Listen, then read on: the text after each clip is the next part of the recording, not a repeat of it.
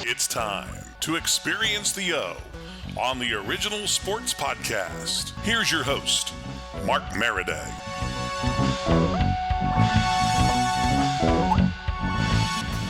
Hey, Original Sports Podcast. It is my pleasure and honor to have my guest with me today, Kerrick Jackson, the president of the Major League Baseball Draft League, the newly formed. Last year, Major League Baseball decided to cut back on a lot of their minor league teams. I believe they trimmed about 40 teams, but they had some markets where the attendance was great, the fan base, just everything about those markets was fantastic. So they decided to form this league, and they went out and they got the right man for the job.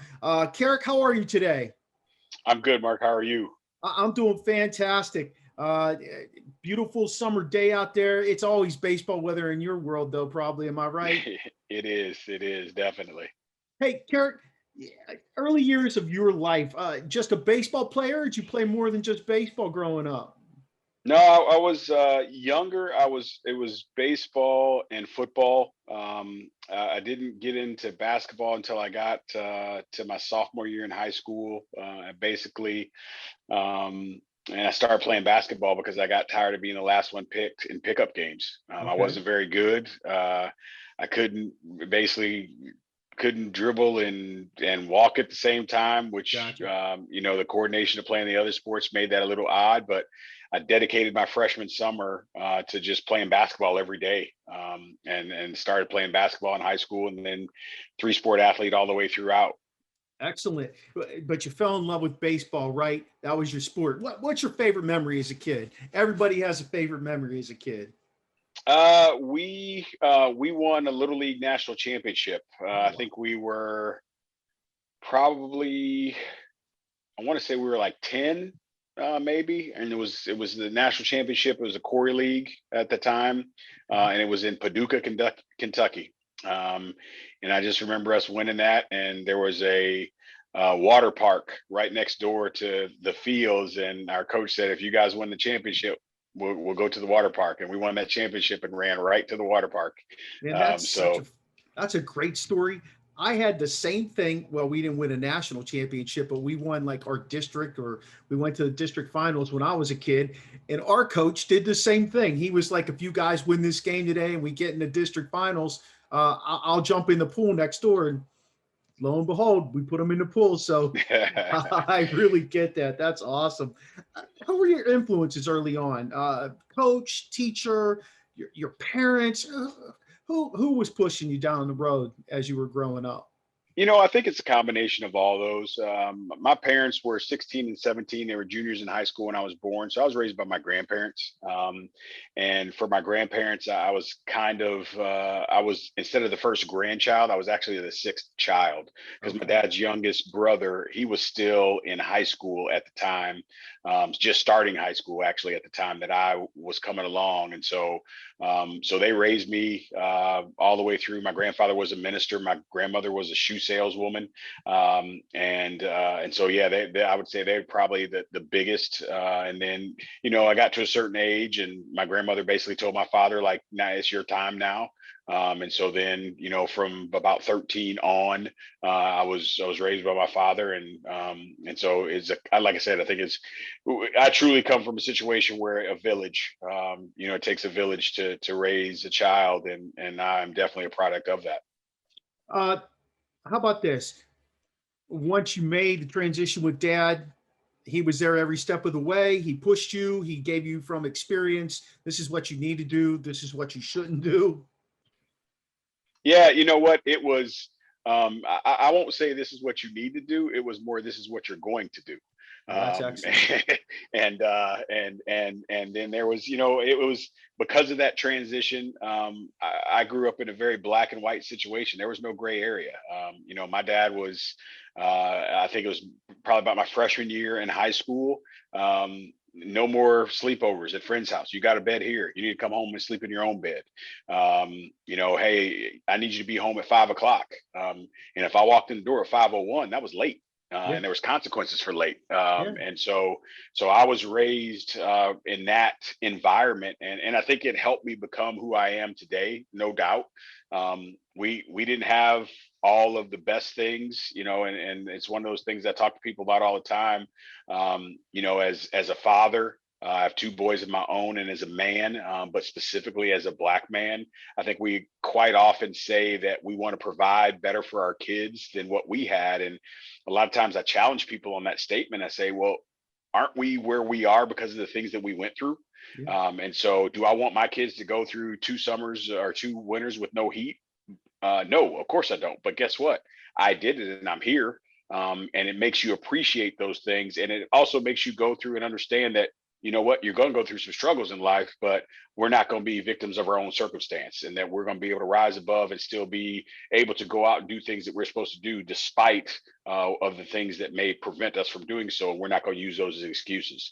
So again, I think that drove me as a young man, for sure, and now as a father and as a professional, it drives me still to this day. I need to bottle up your statement.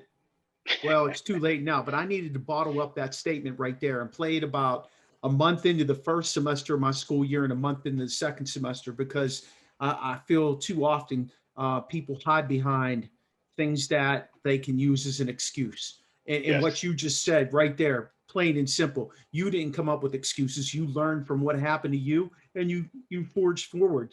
God bless you. That's awesome. Where'd you grow up at? Where at? St. Louis. Oh, okay. Awesome. Yep. Is that where you still live? Yeah, we just moved back to St. Louis. My wife and I are both from St. Louis. We went to high school together, and once I got this job, we moved from Baton Rouge, Louisiana, where I was the head coach there at Southern University, and we relocated to St. Louis. And that was part of the deal, that they were going to let me live wherever I wanted to live, and then operate and go out and be in the footprint of the league while the league was going on. So, you listen to Jerry Kerrick by chance? I don't. Okay. I had him on my show a couple of weeks ago. So that's kind of neat that you're there. Hey, Yeah. How about your college days? Choices you had to make, where you ended up, what was it like for you?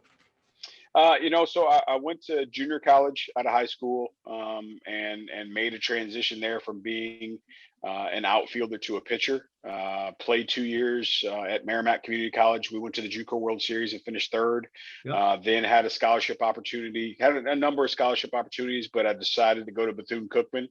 I was intrigued by the idea of an HBCU. I grew up in a community where, there was about 12% Black kids in the school. And I was always, one of the 1 or 2 Black kids on my baseball team. So then when the opportunity presented itself to go to an HBCU and be on a team of all Black kids, I jumped at it. I went down, so I go down there. We win the first ever conference championship in the history of the school. Sure. In '96. Our head coach leaves and takes another job based on the success that we had.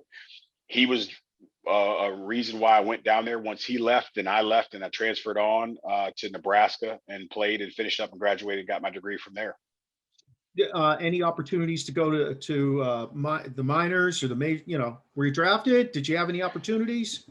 I had some opportunities. I had a reconstructive shoulder surgery. I had a labrum tear, rotator tear, shoulder separation, and shoulder impingement. And it was that kind of set me back a little bit. And I think that, and just God had a different plan for me. And so didn't get an opportunity to play professionally, but enjoyed my college experience nonetheless. So early on in your coaching career, you actually take over the Southern program. 3 years, you turn it around. Talk about that a little bit for me. It was, again, it was a very interesting process. Leading up to that, I coached all over the country. I'd been in Kansas at a junior college in a Division II. I'd been in Missouri at a junior college. I've been out in Fairfield, Connecticut. Coached at University of Missouri in the Big 12 and the SEC. And when I saw this opportunity come up again, being intrigued by the idea of especially being a black coach in this game. At Missouri, I was the first black assistant coach in the Big 12. Wow. And in the SEC, I was the only, and I believe the first black assistant coach and recruiting coordinator in the SEC. And so for me, it was taking all those experiences and being able to go to an HBCU again and prove that, hey, as black coaches and players, we can play this game when taught and coach the right way. And so the first year I got there, the program had gone through some NCAA penalties with scholarship reduction and APR grade issues, and hadn't been good in the last 7 years prior to me coming. And that first year that I got in there, I told our team, I said, listen, we're not going to talk about winning in year one because you don't know how to win. So the idea of creating this goal of winning and you don't know how to achieve that goal is silly. Let's define and redefine, if you will, the process. Let's establish a new culture, and then based on that culture, your ability is good enough to put us in a position to win. So that first year, we were 9-33. We got walked off 6 times. 15 of our 33 losses were 2 runs or less. But for 7 innings, we could play with anybody in the country. But more importantly, that first year, we had a team GPA of 3.0. Wow. And we had a perfect 1,000 APR score, and we received national recognition for community service. And it was those lessons that I think propelled us into year 2, in which we went from 9 wins and last place in the conference to 34 wins and first place in the conference. And we won our conference championship game 15-0 with the same kids. We added some pieces to it, but we added a couple minor pieces here and there, but it was the same kids that went 9-33 the year before. They must have been driven. I mean, for you to bring that out of them, establish that ground, and have them hungry to make that jump. That's spectacular. What was recruiting those kids like? I mean, how were you able to get out there and get those kids to come in? Because let's face it, baseball, minorities in baseball, especially the black population, we don't see a lot of it, and it drives me personally. It drives me nuts. Yeah, it does. It really does. And my son plays, and we have a lot of kids, a lot of young black kids who play there. And I say, what happens to them by the time they get to high school? Why are they not playing in high school? Because then the high school he plays at, or he's going to play at, I don't think we have one on the team. Right. Right. And I'm like, I don't get it. What. Yeah, it's a tough deal.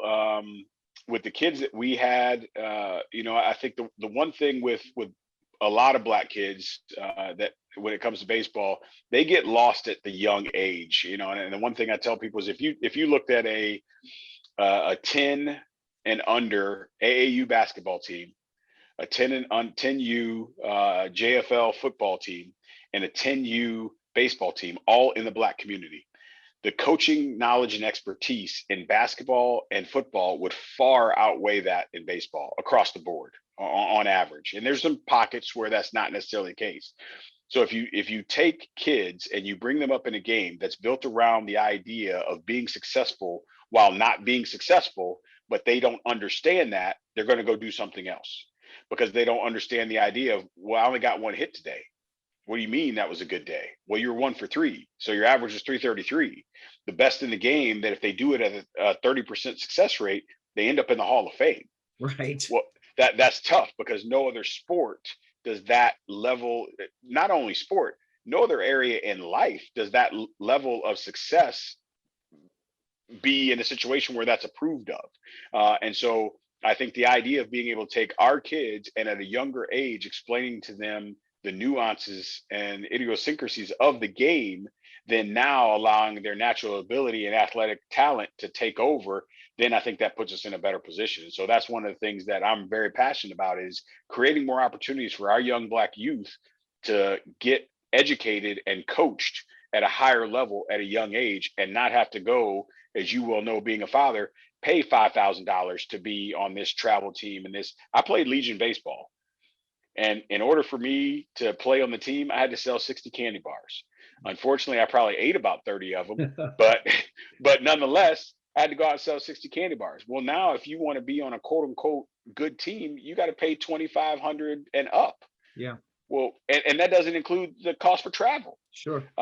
So we need to be able to restructure that for our youth. Be able to do things more on a regional base. Uh-huh. Be able to get them going, and then have the college coaches and pro scouts understand that, hey, you know what, this talent is just as good, but we don't have to travel from California to Atlanta to show you. You come to California and see it. You come to Texas and see it. You come to Right. Missouri and see it.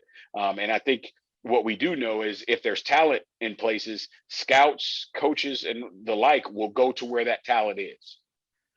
I think one of the things that's hurt baseball too is baseball isn't as glamorized as football and basketball, and the kids Exactly. see that, and, Yes. and you know, they're just not attracted to it. One of my good friends, he's a black guy, a father of 4 boys. He Hmm. has 3 boys on his team right now, and his other boy plays at the next level up. But you know, he and I have had this conversation over and over again about how football and basketball are glamorized and why kids are Yes. drawn away from baseball. Yes. And you know, he and I are trying to come up with a plan where we get to some of the inner city youth here in our city and get these kids to come out.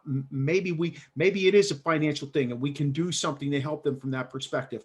Maybe we need to have some clinics and draw them in and give them, just like you said, understanding that you don't have to fire on all cylinders and be 100% all the time. That 35% of what you are earning during your playing time is really pretty good.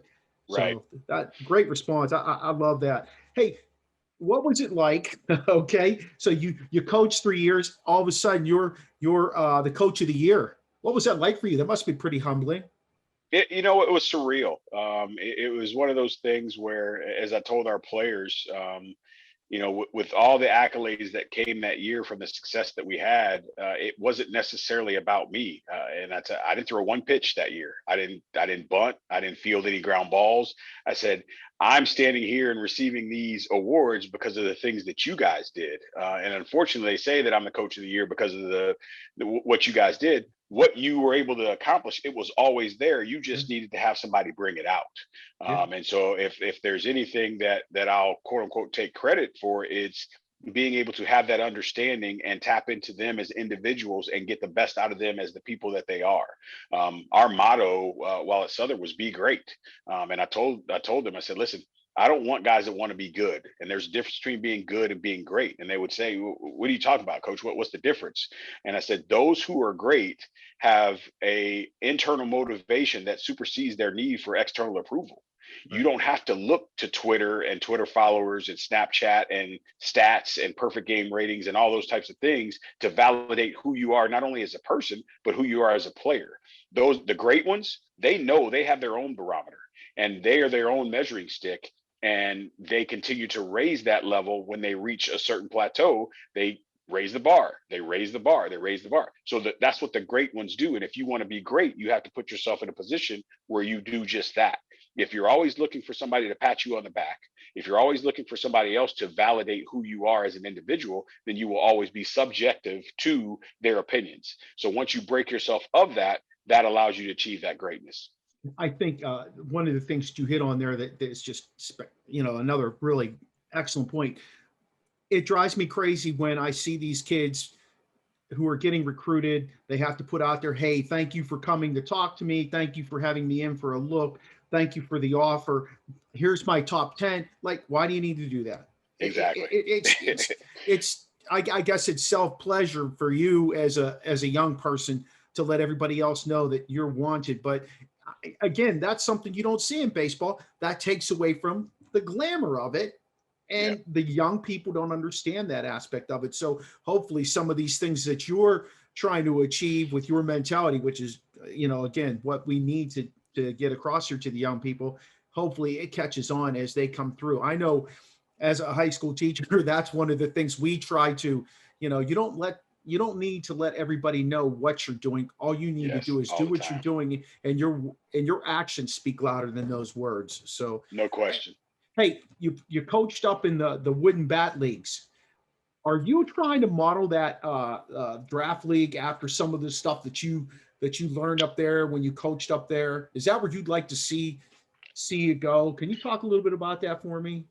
Well, you know what? Ideally, what we want the draft league is we want the draft league to be all things professional baseball as an introduction, right? Like we want this to be a laboratory, if you will, not just for players, but for coaches, for umpires, for data analytics people, for people that want to get involved in marketing, any of those types of things. This should be an introduction to this league should be an introduction to professional baseball. And then when you talk specifically about the players, you need to be indoctrinated to what this atmosphere is going to be like and what you need to be preparing yourself for. And so when you look at the coaches and managers that we've put in place, these are guys that have all had experience at those levels. So they can talk to these kids about some of the changes and the things that are going to be different between high school and college and the professional level, how you need to go about your business. I think what we will in turn end up doing is producing a higher quality big leaguer, because those guys will have gone through that transition aspect of it prior to getting there and getting in that environment where now their mindset is only about competing. So if we can knock off some of those little things and again, teach them how to be professionals, I think once they get over and they get with their organizations, then they're going to be in a really, really good situation to go and really excel, because we've created a better foundation for them prior to entering into that arena. I mean, I just look at a couple of the guys that are managing right now, and I have the utmost respect watching them and the way they handle their guys and their interactions. Coco Crisp was in town a couple of weeks ago. I've seen Derek, well, obviously Derek Mays, the head coach. I'm observant because I coached all my life too. So I'm observing what coaches do. I like to learn from them as well. And they handle their young guys so well. And you can see the young guys talking to them all the time. It's not like a standoffish kind of guy. It's like, hey, listen, let's go to him. He's guiding us. And you see that atmosphere. And that's exactly what I think you're trying to say right there. No question. And that's the main reason why we got the coaches that we did, because we wanted guys, and I had extensive conversations with all of them. This is a developmental based environment that happens to be in a competitive arena. But we have to keep in mind it's teaching and development based, that there's things that you guys have gone through as big leaguers and former pro players that these kids haven't gone through. And we can't make assumptions that they know how to go about their business. And we can't, and when it doesn't go right, we can't bark down their throats. Hey, let's teach you. Hey man, you did this. This is how you should go about this. Yeah. Hey, this is how you carry yourself when you leave the clubhouse. This is how you should be dressed. When you come to the clubhouse, this is how you should be dressed. When you're out in public, understand that you represent something that's bigger than you until you become bigger than it. And there's only a few of those that end up being in those types of situations. So being able to get them prepared and have that right mindset is ultimately what we're trying to accomplish here. I mean, some of them aren't even 21 yet. Am I correct? Exactly. Yes. How do you choose those guys? How do you choose the guys that are going to be in the draft league? How do you divvy them up, so to speak, to be on the teams they're on? So this year, the process, we were, again, with being in such a short window, the league not being announced basically until December. And so you're looking at December, January, February, March, April, 5 months in which you had to source about 240 players. So we reached out to college coaches. We had some interactions with scouts, some of the players we had seen previously, and we just started extending those invitations based on that. I think the process next year will be a little bit different. I think we will start next year's process with the 30 professional clubs of, hey, let us know the guys that you would like to see in this league, because this league has to work for the players and then it has to work for the pro scouts and their scouting departments. And so we want complete collaboration with them on that, with structure to how the league is going to be, what players we want to see in the league, and all those little things that will help them go out and do their jobs. And more importantly, put these kids in the best position to go out and be drafted. Well, the kids that are playing right now, they are going to be an active part in this current draft, but they're juniors and seniors, correct?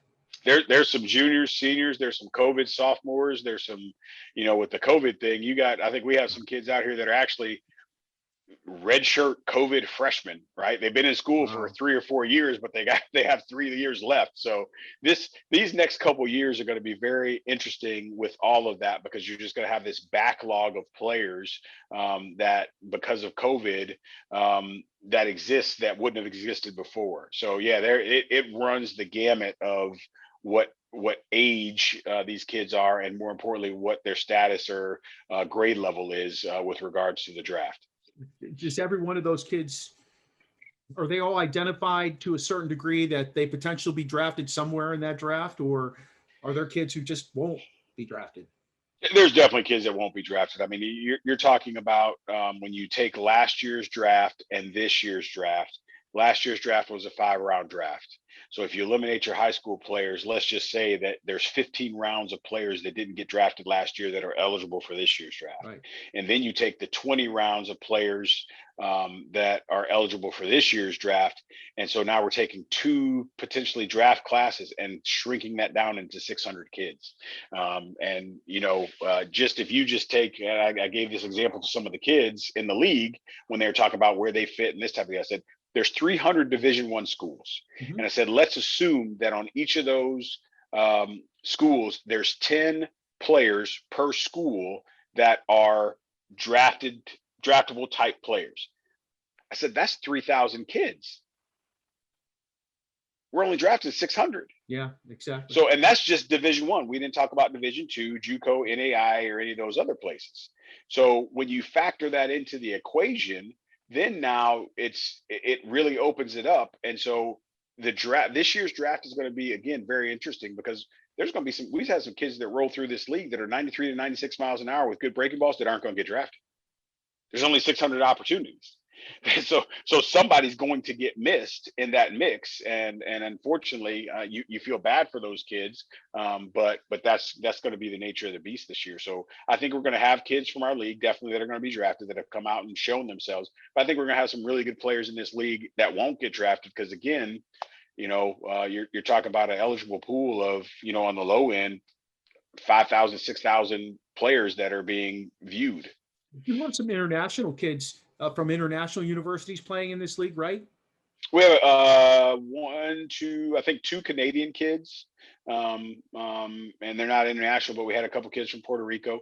In the future, we're looking to see what that would look like to have more international kids playing. We do have some kids, like there's a kid from Australia, but he played at JUCO in Arizona. So we have some of that. A kid from Belgium, same thing. He's an international kid, but he played at a junior college here in the States. So, at the end of the day, we want to be able to incorporate this to include anyone who is going to be draft eligible, regardless of where they're from. Do you think there's a chance that a kid coming out of high school, an 18-year-old kid, can throw himself into the mix and play at this level with these guys someday? Will you ever pull from that aspect of it? We have probably off the top of my head, I want to say 4 or 5 high school kids now. Really? I did not know that. Yeah, and they're holding their own. We have a couple pitchers, we have a couple position players. And again, I think it's one of those things that when we start talking about this and how it was going to be made up, a lot of people are like, why would you have high school kids go play with those college kids? Well, when they get drafted, what are they going to do? Yeah.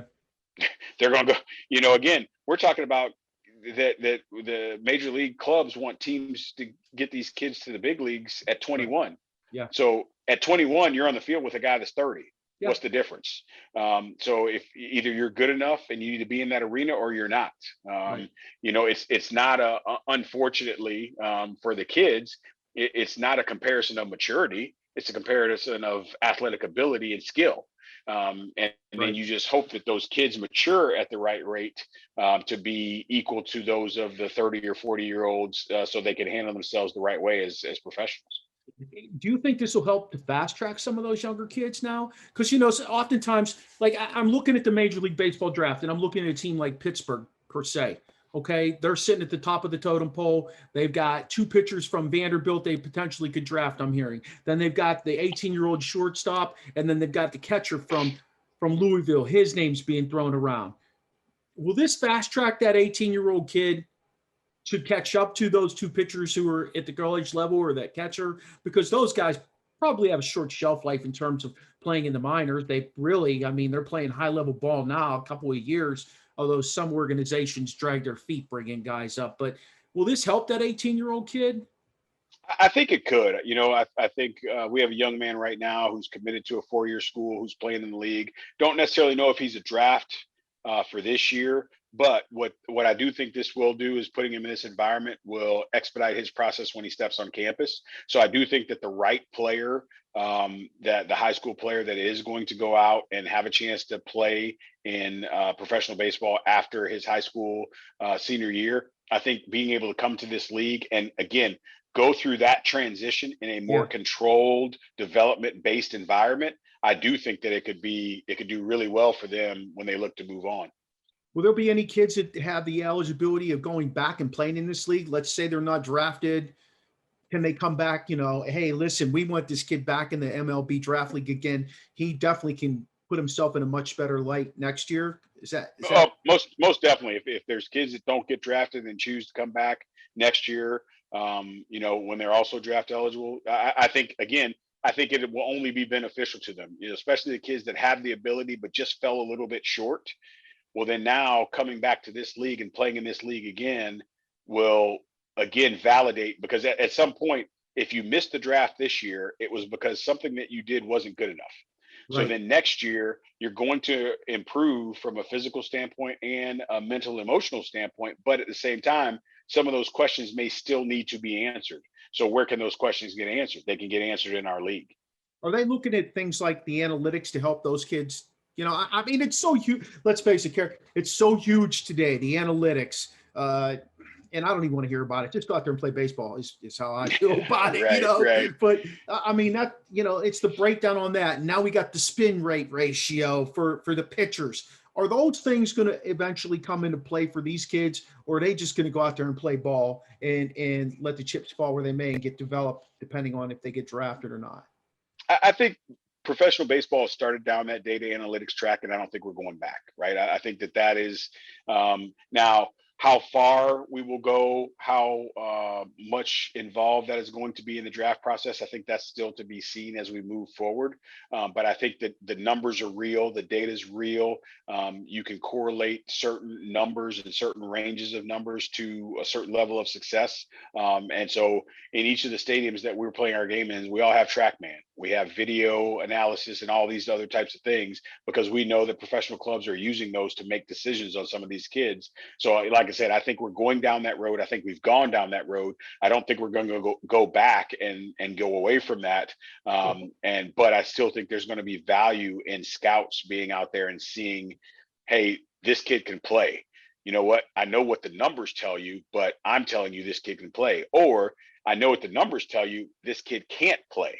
And the numbers can't tell you those types of things. They can tell you what a predicted outcome can be from a result standpoint on their ability, but it doesn't necessarily tell you what that output can be with regards to their performance and dictating wins and losses, which at the end of the day, when you get to be a big leaguer, that's what it's about. It's about winning and losing. So you could have the best spin rates, you could have the best exit velo in the world, but if you don't know how to win, or you can't put yourself in a position to help your team win, then those numbers become irrelevant. What are you looking for when you go to these stadiums? I know you said you're going to be coming out to Frederick and probably for the weekend series, right? Yes. What are you going to be looking for when you come out? I mean, there's a lot of things. Obviously, at the end of the day, I'm a baseball guy, so I want to watch the games. And having conversations with all the clubs individually, want to get a feel for their atmospheres and see how they run their operations, because all those things factor into this league being successful. It's the draw is the MLB Draft League. The draw is the fact that we have former big leaguers as managers and coaches. The draw is an opportunity to be evaluated and increase your draft stock. The reality is the experience is based on what the clubs there provide. And if we can't provide the kids a great experience, all that other stuff kind of gets washed away. Sure, and I think we do have 6 quality clubs that are doing everything that they need to do to make sure these kids have a quality experience. There's a transition that is taking place for these clubs because they were with affiliated organizations. And so there's a lot of things that they're used to happening that aren't happening now. But we have to understand that, hey, we're in a different realm, but the key is what is on the field in between the lines is the same, and in some senses maybe even better than what we're used to having in the past, because as you know, being a Frederick Keys fan, short season is a place that players didn't want to be for very long. Right. And if they came and they were a repeat guy to short season, that in many instances was the beginning of the end. You start to spend too many seasons in short season, your potential is not going to be very good. What we have with these kids is you have kids that are hungry. And they're going to put it on and lay it on the line every single night because they are hungry. Sure. And so I think that is going to be some of the differences that the fans will see is these guys are getting after it every single night. There's no sense of entitlement from them. There's no sense of, hey, look at me, I'm a professional player, because they're not there yet. I as a scout, I did pro coverage, and you see these kids when you go to short season or low A or whatever, they kind of walk around like, hey, look at me. Whoa, you're in the minor league still. Like, you haven't done anything. Yeah. But these kids, you're not going to get that sense from them because they understand this is the start. This isn't the finish. I'm just getting this process started. And if I don't do well in this process, that process may not get started at all. So I think that from a fan base standpoint, that's something that is going to be seen. And I know with you guys right now, we're on the struggle bus to get some wins. But these kids they're quality kids. It's the fact of them being able to mesh together and put those things all in place. And again, in this environment, what becomes tough for them is the idea of, I want to be evaluated so I can increase my draft stock. Yes, I want to win, but I need to go out and I need to go 3 for 4 today, because it's going to help me in the draft, right? I need to go and show my stuff and pitch well, and what you hope is that those things mesh with the idea of winning games. And again, you guys have a talented club. You have some big arms. You got a couple arms that are probably going to go very, in my opinion, potentially high in the draft.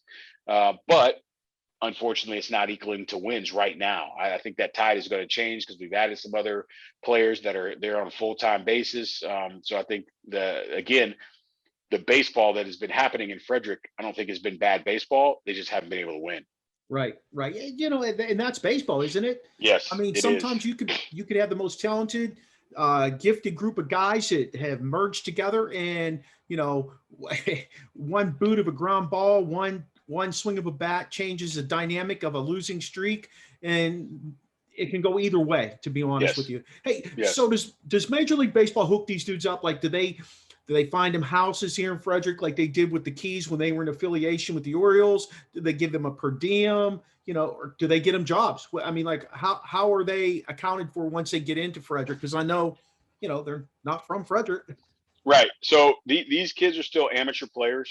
So when it comes to that, Major League Baseball isn't involved in that process. It is on the Keys to assist with the housing and those types of things moving forward, as far as, like you said, jobs, if kids need to work and those things like that. I think that will fall on the Keys to be able to do that. And that's one of those big differences, right? But with the Orioles before, it was, here are the players.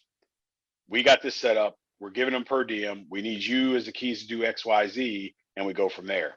Right. In this situation, it's the Keys are having to take a lot more ownership in the day-to-day aspect of player involvement and what they're doing, at finding the housing, doing those types of things, coordinating travel, all those kind of things.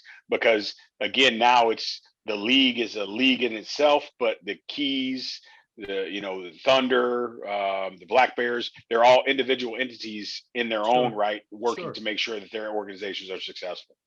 I think they probably, part of the reason you guys probably put them back in these towns is because, or these cities or whatever, is because of the surroundings, the acceptance of the fans, and how they will welcome those guys in. I know if I didn't have 2 teenage daughters, I might bring a player in here and let them live here. I've got the room. Right. Okay. So do you guys envision growing into more teams? Do you envision challenging the Wooden Bat Leagues? Because I know you were part of the Wooden Bat Leagues. You managed in the Wooden Bat Leagues, and everybody who's a baseball fan, pretty much a diehard baseball fan, or at least a moderate baseball fan, knows about the Cape Cod Leagues and things like that. Do you envision those things happening for this league? Yeah, you know what? I think the one thing that everybody thinks that, specifically when you talk about the Cape and us, that we're in competition with each other. The reality of it is we're not. And the reason that is because when you look at Cape's model, the Cape has never existed on procuring draft eligible players. The main reason for that is because the draft was always earlier in the summer. So by the time that the Cape got going, they didn't want to bring in players that weren't going to be there. To me, that model should still exist. You've been successful in a lane where you got the high level sophomores and high level freshmen. Stay in that space, and then allow us to get the draft eligible players that are looking to go on, and they don't have to deal with that. When you talk about a growth standpoint of our league, one of the things that I would like to be able to do is go through this first part of the season prior to the draft, and then post draft, be able to go to each of the 30 major league clubs and have them send us their drafted players back. And then we treat this league, again, as I talked to you about earlier, an indoctrination to professional baseball. Sure. So similar to as I've explained it to some clubs, the Arizona League / short season that it used to be for everybody. But our job now is to teach them how to be professionals. And because you don't want to draft a new crop of kids, and then if you're the Giants, have them come to Arizona in the middle of August and be there on the complex. That's not a good indoctrination to the organization. So send them back to us, allow us to have them play in these environments all the way through till September, give them a break, and then now have their first experience with that club be instructs. You got your hitting coordinators, your infield coordinators, your scouting directors. All the focus is on those new 20 drafted players, and now that is their first indoctrination to your organization, and now that puts them in a better headspace. Plus, you've now allowed us, like I said, to deal with them on the front end of, hey, this is how you need to conduct yourself. This is how you need to be, you're going to be on your own for meals. Make sure you're doing these types of things. Hey, this is how you manage your money. These are the things, how you carry yourself. Yeah, you got this big signing bonus, but don't go blow that money on XYZ, because while they're still playing with us, one of the things that NCAA says, we can have amateur players and professional players playing together as long as the professional players aren't getting paid. So then we still have those kids before you've gotten to that money. And so remember where you're at this level and understand that we're only going up from here. But I think it could be a great opportunity, especially for MLB, to invest in its brand, that we will be bringing these kids. We'll have seminars on, relationships and social media and all these types of things, so that we hopefully send them out better prepared to be the professionals that we want them to be and represent the brand of MLB. That's interesting concept. So you want to do a precursor with the MLB Draft League that will lead them into that Arizona Fall League. You'll build this thing. Set up, yes. Because again, a baseball person knows the Arizona Fall League is where some great players have come out of. They go there, they get refinement, and they make their squads the next year, or at least they come up to double and triple A quickly and get a chance to make it. So now you want to give those kids that opportunity so that when they get to Arizona, they're hitting the ground running. They've got that. Yeah, that's a great long-term goal for the league. Going back to my question, do you think that you'll expand this league? There's 6 teams? There's 6 teams now. We talked about there being more, and I think expansion comes with. I'm a firm believer that you expand based on the need for growth. I don't like the idea of expanding and then hoping to make it work. Yeah. I would rather say, hey, you know what? Man, we need to expand. We need to add 2 more teams. We need to add 3 more, whatever the case may be, as opposed to just expanding just to expand. I think there's the potential for growth with this league. I think that with some of these other cities that were in the New York Penn League footprint, that we could incorporate them into our league. And I think it keeps everything in a nice, tight region. And I think it becomes beneficial for scouts to be able to travel and roam that region and be able to do it within a 5 to 6 hour drive at most. Yeah. But with most of your clubs, if you're going from one place to another, you're no more than 3-4 hours. If you go from Trenton to Mahoning Valley, well, that's a ride. Yeah. But if you're going from Mahoning Valley to State College, or Mahoning Valley to Williamsport, or West Virginia to Frederick, or Frederick to Trenton, they're all kind of, you're in a really good radius to be able to knock those out. So I think we add teams that fit in that footprint. And we add teams as we can get the right caliber of player. We don't want to expand too big and too fast and then have the quality of player suffer as a result because we can't fill those rosters. Major League Baseball has changed the draft time. It used to be early June. They're going in towards the All-Star break. Are they going to settle right in that spot because of this league? You know what? I think they're going to settle in that spot, and as a result of settling in that spot, that birthed the league.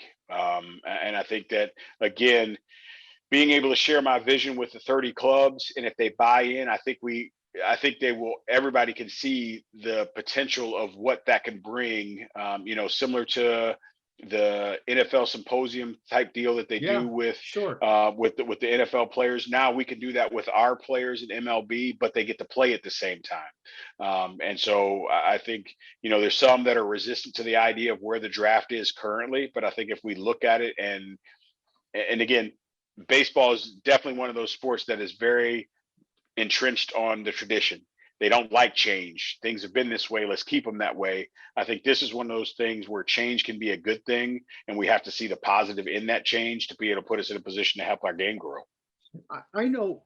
Let me go back a long way in our conversation. In terms of from a racial standpoint, you were involved in diversity. You sat on a committee. Actually, I think you headed a committee.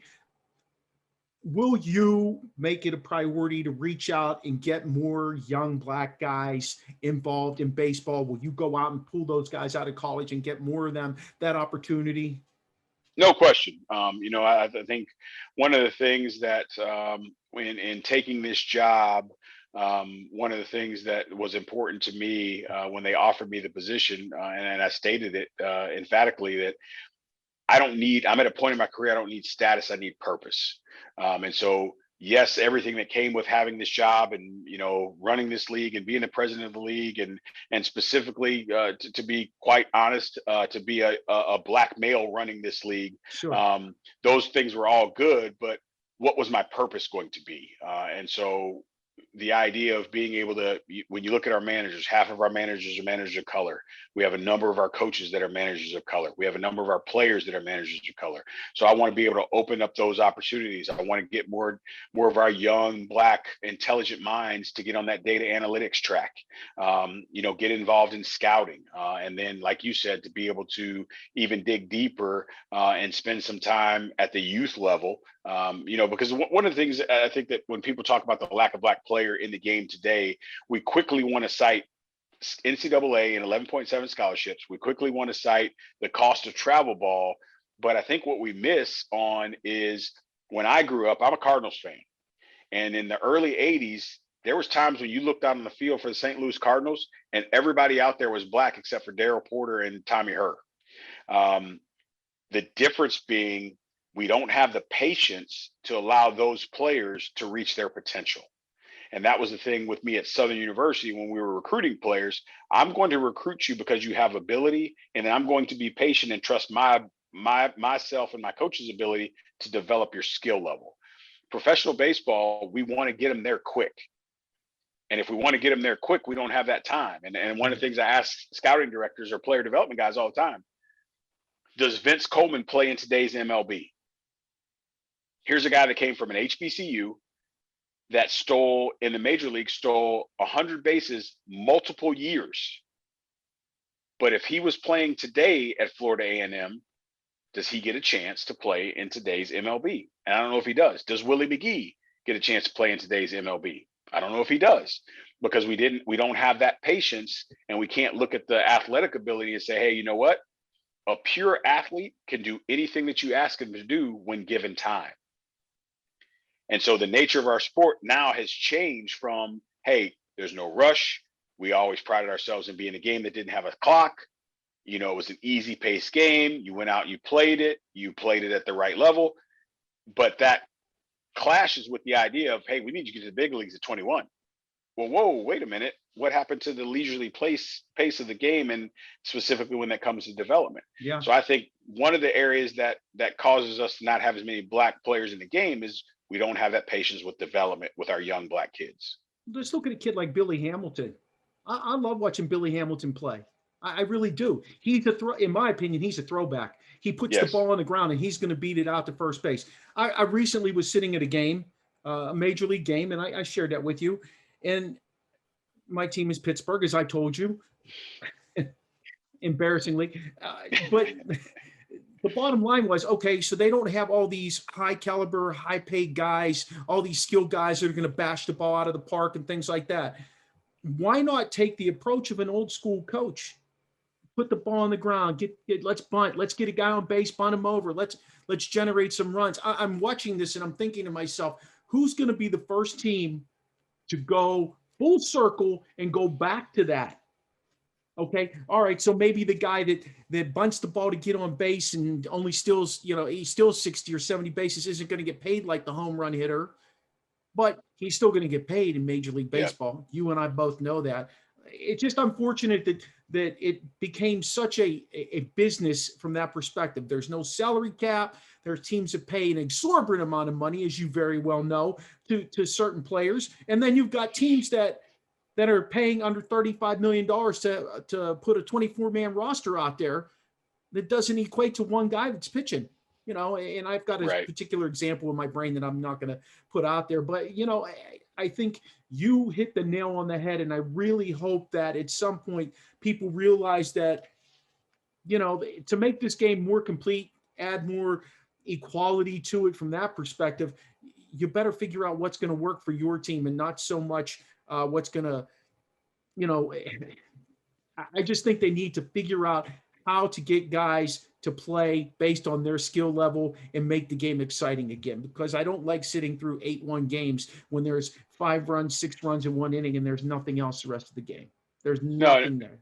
Right. No question. I think, like I said, as a Cardinals fan, and growing up in that arena, if you will, one of the things that with the Bushes, when they own the Cardinals, did they want to make money? I think so. But at the end of the day, they wanted to win. Yeah, of course. And I think back in that time when, Steinbrenner and all, it wasn't, the money was going to be made, but I need to do whatever I need to do to make sure my club can win a World Series championship. And so if I got to go get this guy or got to pay this guy or got to do this, okay, let's do it because I want to win. And then, like you said, now I think it's transitioned more over to the business side where I think these owners and they still want to win and be successful, because if they didn't, they wouldn't fire GMs and coaches for not winning. Right. But it is still kind of based on the idea of we got to make that money at the end of the day, and that's the bottom line. And I think there's still a couple clubs out there that have that mentality of winning, and we know who they are. But I think if we ever get back to that shift, I think we'll see some of the things that you're talking about. Did the owners sign off on this league? Of Major League owners? That part I don't know, because by the time that they reached out to me and offered me the position, I think it was already in motion. So I'm not sure what the input was from the owners on that. Who do you answer to?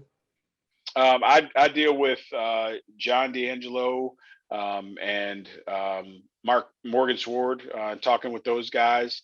But for the most part, one of the things that I like about us, and then Sean Duncan on the prep baseball report side of things. The one thing that I like is when they hired me, they basically said, go do your job. So to be honest with you, I collaborate. I don't necessarily have to answer to them, which puts me in a pretty fortunate position, because I think they're confident in my ability to go out and put together something that's quality and caliber to represent everybody involved. Long-term goals for Kerrick Jackson. Again, to have impact, right? I think I'm at a point in my career where I have to continue to make sure that I'm fulfilling my purpose, wherever that is, whatever venue that is in. I tell these kids all the time, I can't do something just for the sake of doing it.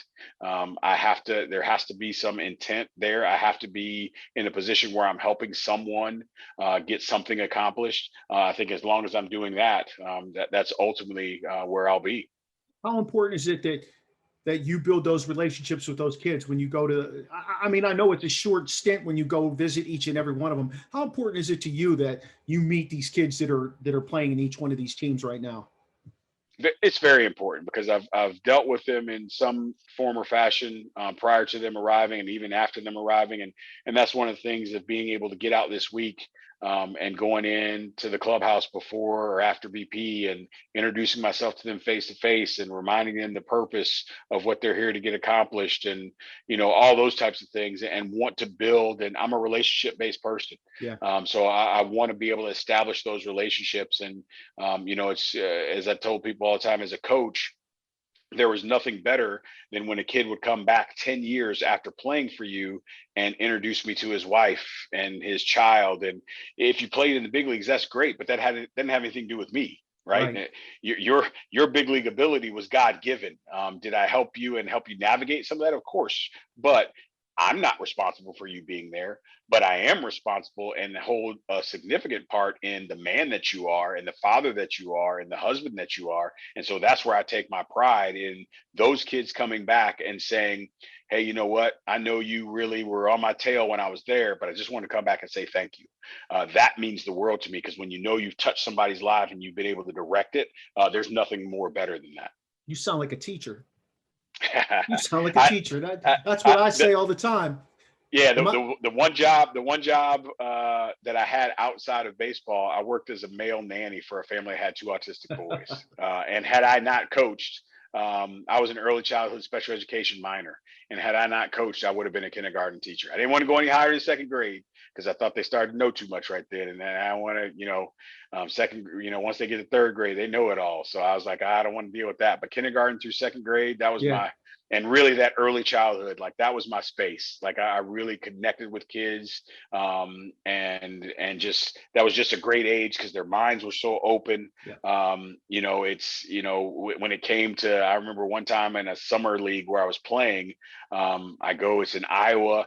I go to this, I'm doing my job in the summer was to work at this early childhood center. And I go in there and this little girl comes up to me and the first thing she does is I said, hey, no, it's not coming off. Like it's that's staying on there. And then but her and I had the best relationship ever. And then 10 years ago, I get an email from her and she's like, I don't know if you remember me, but you worked in the child care center and blah, blah, blah in Red Oak, Iowa. And I was like, wow, right? Like that's the stuff that matters. When you have that type of impact on these kids, regardless of what their age is. And then that again, there's nothing better than that. I started out teaching 2nd grade and I've run the full gamut just because I love to coach too. And I got to the high school level and I've been there. I walked away as my family got older, but at the end of the school year, at the end of a semester, because I teach semester long classes, I get those emails from those kids and I print them out and I have a nice little notebook that I keep. I totally understand where you're coming from. The gratification for that supersedes sometimes any other thing that you could possibly imagine. And people who just are in life for money don't understand that personal connection and how you impact the life. So I give you a ton of credit for that. And you're a good man. They got the right guy for the job for this. Hey, I do a final segment. It's called We Just Gotta Know. I want to know who your favorite baseball players were. Players growing up. So I would probably have to say Bob Gibson was one of those. I was a big growing up. I was a big Willie McGee fan. I was a big when playing wiffle ball, which kids don't do anymore. I was a big Jose Felix, which a lot of people don't remember Jose Felix, but he played for the Cardinals. And then whenever I pitched, it was Joaquin Andujar. Oh yeah. Just emulating his delivery and those types of things. So yeah, those are probably my favorites. Ironically, I remember them all. My favorite Cardinal of all time was Lou Brock, though. Oh yeah.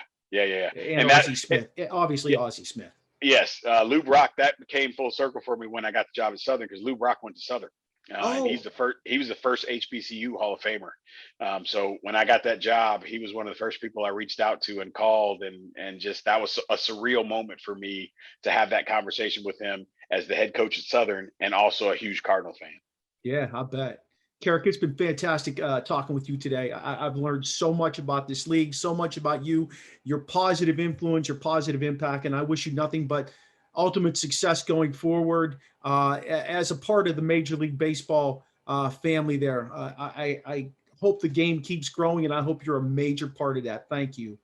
Appreciate it. Appreciate you having me on. The original So sit right back, we're gonna tell you a story of heroes and warriors who played for the glory. They're about to see it in your stadium chair. We know all your teams and we can go on for days. It's game time from the original. Highlights and playoffs and very special guests. It's game time on the original Sportscast show by the best.